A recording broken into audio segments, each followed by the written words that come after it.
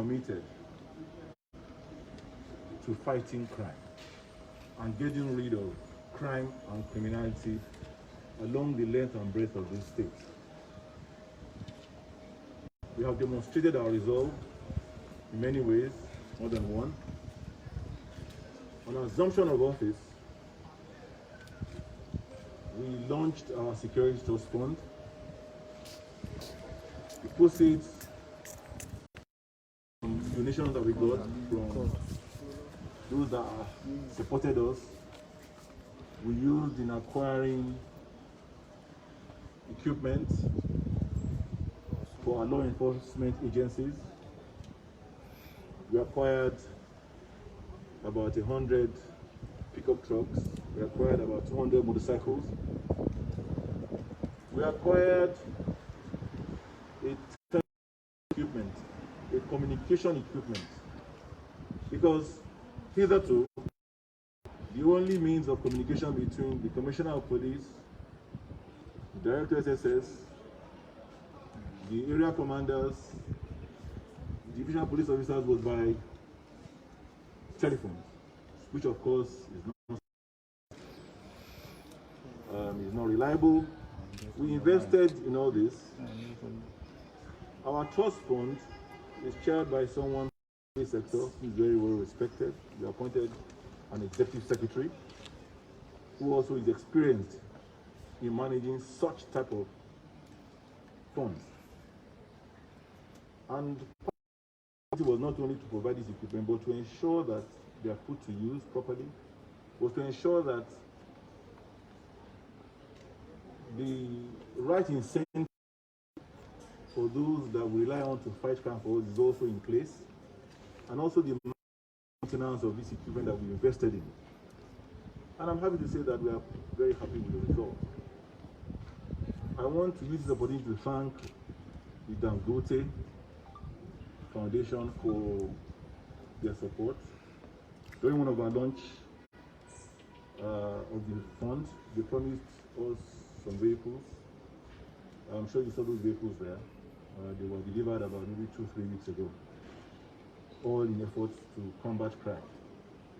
For us, we see a nexus between the rate of crime and illiteracy, rate of crime and unemployment. Consequently, all these issues we've tackled head on. We declared an emergency in our education sector.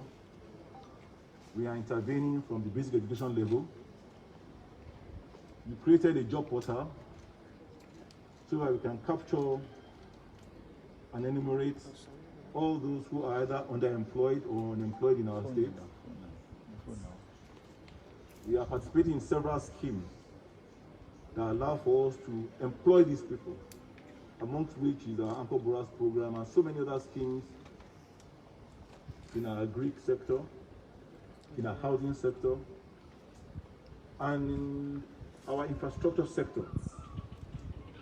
You have seen last week when we were harvesting rice in February. This was rice that we planted during COVID. It was planted in partnership with our youth. So believing that as we keep these idle hands busy, as we educate them, as we employ them, either through technical and vocational additional training, as we give them opportunities in our housing sector, which we are doing very well with, as you know that we launched Kenta 150 over 300 housing units, and we are starting the next phase. We are doing a total of 2,000. We started the process. We are being supported by family homes, employ our people. So that there is nexus between all these components. As we employ more people, as we educate our people, in whichever which way, artisans, keep them busy, all the roadworks we are doing,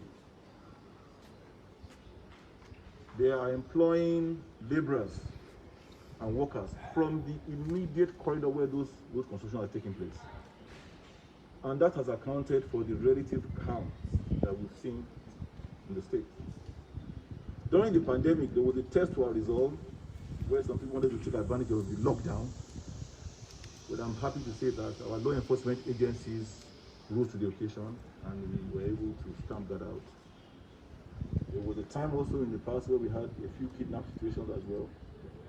At that time, our CP was the DC Ops at that time, and alongside with the CP and with the support of the federal government giving us a helicopter, we were able to stamp this out as well. But let me come back to why we're here today. We've had a serial killer that had been tormenting the lives of our people in my own local government and in a particular town in my local government called Ogun. This serial killer would hide in the bush, come out at will, and machete innocent Ogun State indigents to death and run back into the bush. He had been for the past probably a couple of months or thereabouts, or slightly less. To date, this man had killed about 9 people. We did everything to fish him out and flush him out. And this past week, we sat down with our law enforcement agencies and we decided that enough of this was enough. We placed a bounty on his head. The CP, our very experienced CP, deployed forces. I believe some of his men that are responsible for what happened today are here. The Deputy Commissioner of Police, CID. I can see the area commander of Shagamu is also here. And other members of the team that have worked tirelessly night and day, particularly in the last probably 72 hours. They had been hunting for this man. They have been coming through the bushes. The collaboration of the police, I believe the SSS, the military, using technology, using drones, the cooperation of the vigilantes, the civil defense, the hunters in the neighborhood. And today, to the glory of God, this serial killer was arrested. My understanding is that in the process of trying to arrest him, he engaged police. And I believe that in the process of that engagement, he became a casualty. But I'll let the Commissioner of Police share with us the details of that operation. Thank you very much.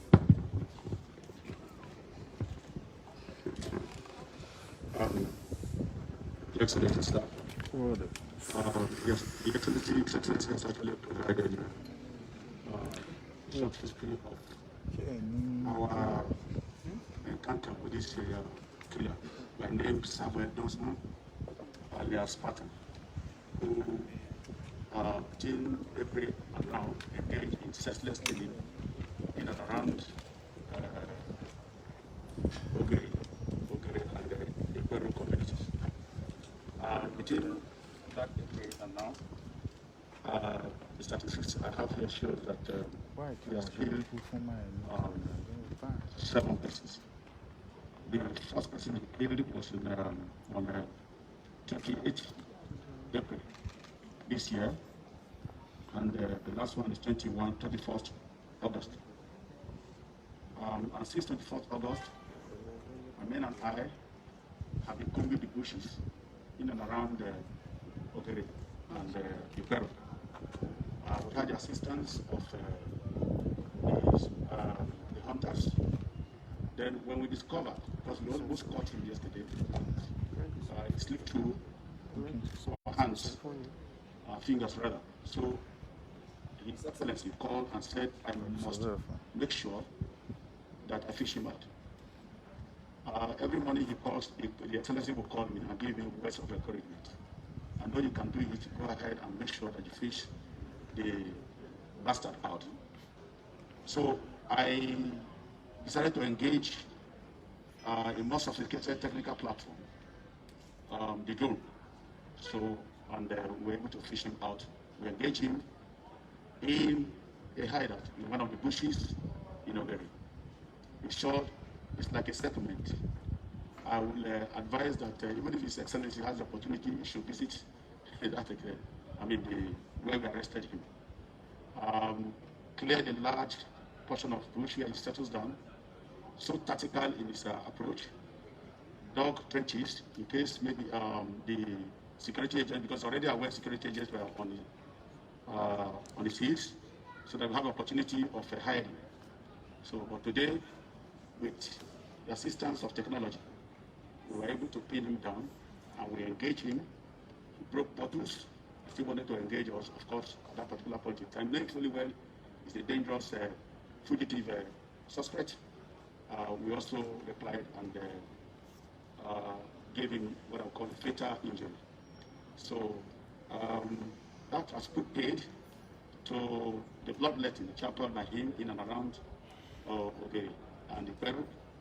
And I really want to thank His Excellency for all his support, because like he said, he actually placed a bounty of 1 million naira on his head, and that also encouraged the members of the public who gave us the needed support. And I also want to seize the opportunity to also appreciate the Inspector General of Police, who also directed that we must fish the suspect out and ensure that the people that are in Ogun and Iperu know peace, and they can sleep with their eyes closed and enjoy the pleasure of sleeping. I want to also thank our critical stakeholders, the vigilantes, the SoSafe, several others that actually assisted the police. It is an all-police affair that actually assisted the police in getting rid of this serial killer. We will continue to ensure, as directed by His Excellency, that Ogun State was not a haven for criminals. And I told them immediately I assumed office, as directed by His Excellency, that those of them who are still harboring the intention to continue to disturb the good people of Ogun State should find their exit, or they will meet their Waterloo, just like Napoleon, Waterloo, Belgium, 1815. So we are on it, and we'll continue to make sure that we engage them. So I want to really thank Your Excellency, because like the Excellency said, the asset he has provided have gone a long way in facilitating the policing of the state. I was here for over 1 year as DC office. I never had the opportunity of using a walkie-talkie, and it was the first state I was serving as a DC office. I never had the opportunity. It was His Excellency that provided it, and I'm saying it openly. Apart from that, we never had serviceable vehicle until His Excellency flooded the command with serviceable vehicles. And I'm happy that His Excellency has also told you that in the next few days, we will release some of the vehicles to us again. He has said that at least we have seen them. So thank you, Your Excellency. Thank you, sir. Ladies and gentlemen, you've heard from the Commissioner of Police himself. I want you to all join me in doing what we usually do not do enough. Yes, we all have our various callings and our responsibilities, and we're expected to do what we are being paid to do. But at times when we do those things well, we should be encouraged and appreciated. I want us to all appreciate the CP and his team. Area Commander can come here. And the DC officer can come here as well.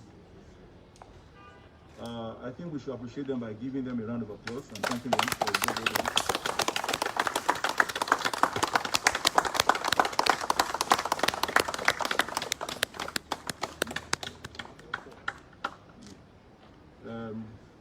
This is to let you know that you are appreciated. And this is to let all other criminals that are still left in Ogun State know that we will not rest until we flush you out. We will not harbor any criminal in any guise. Whatever it is you call yourself, either you are a kidnapper, a cultist, For us, you are all the same. We will leave no stone unturned until we flush you out and bring you to book. This state is the gateway state. We intend to ensure that we continue to provide that enabling environment for a public-private sector partnership, which we believe is very fundamental to the economic growth of this state and individual prosperity of you and I. And we will not allow any criminal to stop our effort in achieving that objective. We cannot have investors come to Ogun State when there are criminals on the prowl, where they are attacking people or kidnapping people. So we will ensure that we flush you out so that we can jointly build the future of this state together by bringing investment here and turning this state into the industrial capital of this country, God willing. I want to thank you again for listening to me. I want to thank the CP and his team again. I want to use this opportunity to encourage you not to rest on your oars, because you know that when you fight crime, crime will also attempt to fight back. I'm sure that you are more than up to the task. Thank you very much. I don't know if you have any questions for the CP. Say enough for me. Any questions for the CP? Any question from the gentleman of the press? No questions. Thank you.